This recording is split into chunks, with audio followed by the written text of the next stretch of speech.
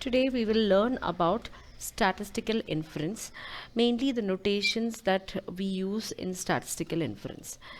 And a few things about what the branch of statistical inference is all about. As you know, in statistics, there are two branches, mainly the descriptive statistics and then the inferential statistics or the statistical inference. Now, in this semester, we will be dealing with what in statistical inference, because I think you have already dealt with descriptive statistics where you learned mean, median, mode, different kinds of averages, and also the measures of dispersions like range, standard deviation, etc. in your first or second semester. So now we will move on to the next branch of statistics, that is inferential statistics or statistical inference. So before moving on to the details, let's have a look at some of the important notations or important terms that we come across while we go through the statistical inference. So the first word that you have to be familiar with is population. Now, what is population? The characteristics of a large group of individuals is studied in a statistical investigation. Now, this group is referred to as the population under investigation. Okay, so the number of people, say for example, if we are interested in studying the height of students of a particular university, then the population in this case is what the students of that particular, the number of students of that particular university. So that is your population. Now let's have a look at what is statistical population. Now, corresponding to each individual of the population, we have a number denoting the magnitude of that characteristic for that individual. For example, as I said earlier, if we are interested in studying the height of the students or average height of, so if our case is what average height of to find the average height of the students of a particular university, then what is the first thing that we do? Yes, we will collect the height of all the students in the university. So here we have a magnitude, or we have a value associated with each individual. So in our case, the value or the magnitude that is associated is what? It is height, that characteristic. So height is the characteristic over here. That is why we say that corresponding to each individual of the population, we can have a number. For instance, in this example, it is height, denoting the magnitude of that characteristic for that individual. So the set of these numbers, if we take all the students from the university, the set of all the students, the set of the numbers that we get regarding the height is called as a statistical population. Now let's have a look at the distribution of the population. Any population of this type has admissible values of a random variable. For example, let's have a look at the example of height itself.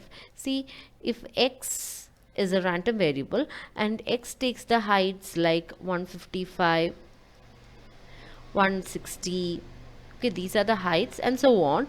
X is a random variable, takes some admissible values, and the distribution of this random variable, okay, now this random variable has some values underneath.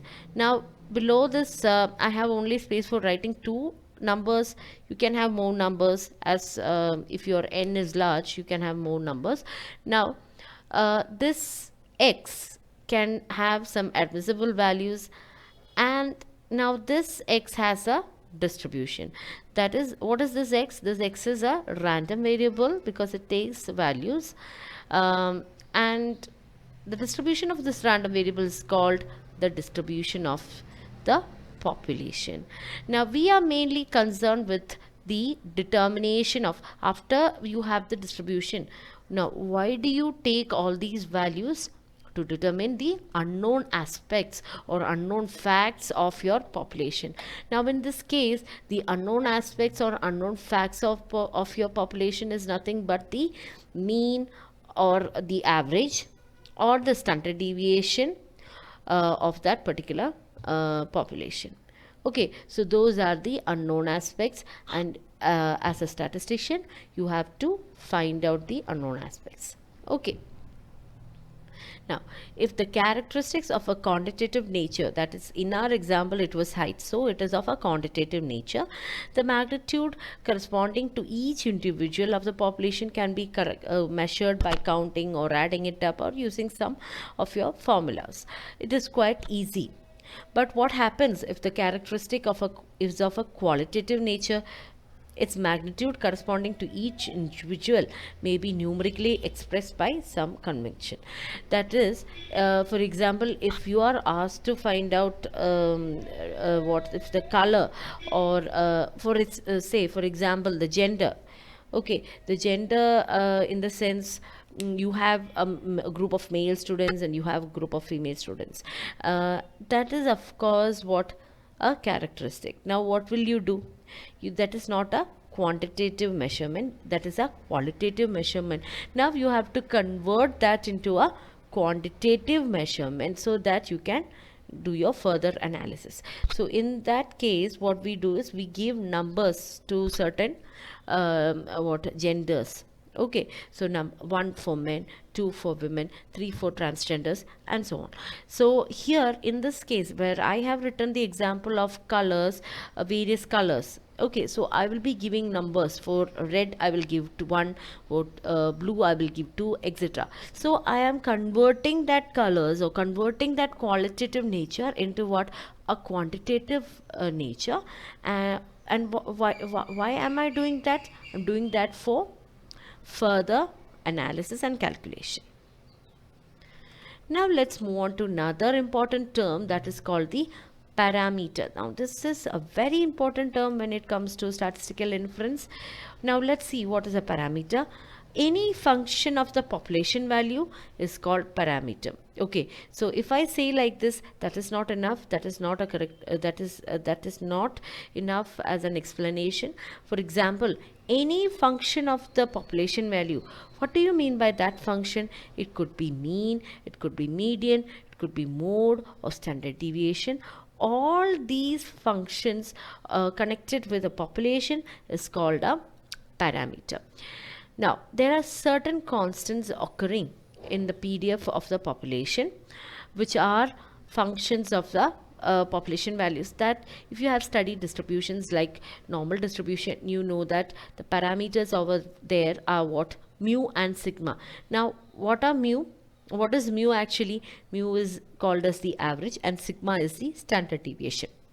So there also you can find the parameters. Okay, so one example for a parameter is mean, median, mode of a population. In the case if the population is following a normal distribution, what is the parameter?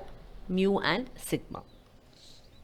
Now let's have a look at statistic. If there is a population and if you have a parameter associated with the population, then it is easy to take a sample from the population, right? So if I take all these people and if I have a sample, now I hope you all know why I take sample. See, for us it is very difficult in some cases to go to each and every individual to collect data. So for convenience what we do is we take sample. Okay, so that is where our statistics, after taking the sample, that is where your statistic comes into what comes into action. Statistic, please don't confuse it between statistic and your the subject name statistics. Okay, now consider a random sample taken from a population. Here also the definition is any measurable function of the sample value is called a statistic. For example, the sample mean. Now when it comes to a sample, you can say it as sample mean, sample standard deviation, sample variance, etc. are your statistic.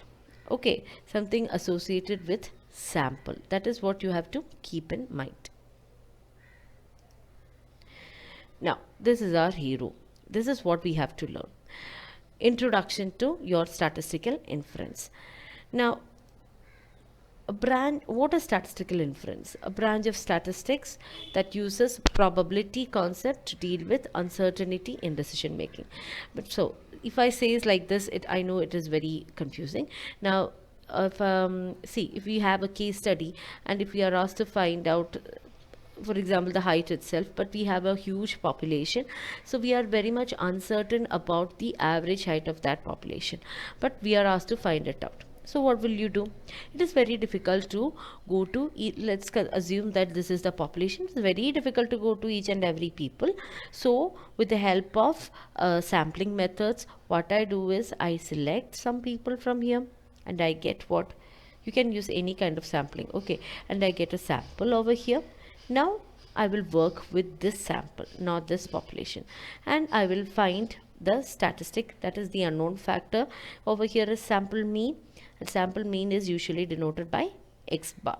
Okay, I will have a hypothesis also, like I will think, what is our hypothesis? An assertion, or some of your thoughts can be can be explained as hypothesis. For that we will come to later, but I will calculate a mean, which is called a sample mean, and I will say that this mean is approximately equal to the population mean, which is usually denoted by mu, which is also called as the parameter of this population.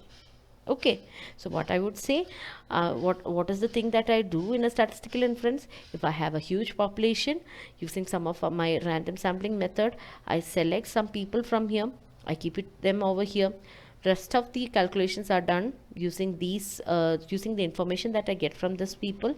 If I'm going for if my study is regarding height, now what I will do, I will calculate the height and I will term it as what, x bar, since x bar is a statistic and that is also called as sample mean. And I would say that the sample mean is, this value is approximately equal, or this value is considered as the population mean. Okay, so this is the method that we follow in a statistical inference. So what is statistical inference? Here, see, underneath this we use some probability theory and all, so that we will come to later. So basically it is a branch of statistics that uses a probability concept to deal with some uncertainty in decision making. Now, this field had seen the development in 19th century till date. It refers to the process of selecting and using a sample statistics to draw inference regarding the population parameter. Okay. So this is all about some of the important terms in stats that we use in statistical inference, and this was an introduction to statistical inference. Regarding more, we will do a video later. Thank you.